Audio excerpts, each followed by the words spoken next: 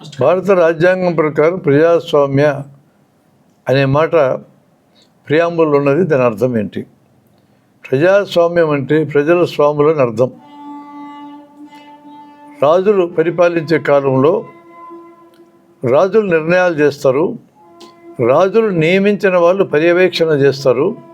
ఫలితాలు మంచి వస్తే రాజుకి, నష్టం జరిగితే ప్రజలకి. నియంత పరిపాలించేటప్పుడు నిర్ణయాలు నియంత చేస్తాడు, పర్యవేక్షణ నియంత నియమించిన మనుషులు చేస్తారు. మంచి జరిగితే నియంతకి, చెడు జరిగితే జనానికి. ఎప్పుడైనా స్వామ్యం అనే మాట వాడితే నిర్ణయాలు ఎవరు చేయాలి, పర్యవేక్షణ ఎవరు చేయాలి, ఫలితాలు ఎవరు స్వీకరించాలనేది ఉంటుంది. అలాగే ప్రజాస్వామ్యాన్ని మాట్లాడినప్పుడు నిర్ణయాలు ప్రజలందరూ చేయాలి, పర్యవేక్షణ ప్రజలే చేయాలి, ఫలితాలు మంచి వచ్చిన ప్రజలకే, చెడు వచ్చిన ప్రజలకే అనే అర్థం ప్రజాస్వామ్యం అనే మాటలో ఉన్నది.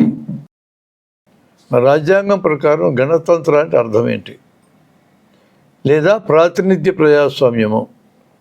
140 కోట్ల జనాభా ఉన్న ఈ దేశంలో ప్రతి ఒక్కరూ నేరుగా ప్రజాస్వామ్య ప్రక్రియలో పాల్గొనడానికి వీలు కాదు.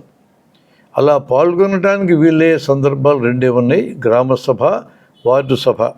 అవి 72, 73 రాజ్యాంగ సవరణల ప్రకారం అవి రెగ్యులర్గా జరగాలని, ఆయా ప్రాంతాల్లో ఉన్నటువంటి ఓటర్లందరూ అందులో సభ్యులుగా ఉండాలని, నిర్ణయాలు జరిగేటప్పుడు అధికారులందరూ ప్రజలకు సమాధానాలు చెప్పాలి, పర్యవేక్షణ అధికారం ప్రజలకే ఉన్నది. ఫలితం మంచి జరిగేటట్లయితే దాని గురించే నిర్ణయం చేస్తాం, మేము చెడు జరిగితే నిర్ణయంలో మేము పాల్గొనము, దాన్ని అంగీకరించమని ప్రజలు నేరుగా పాల్గొని చెప్పడానికి వీలయ్యే చోట్లు ఇవి రెండే.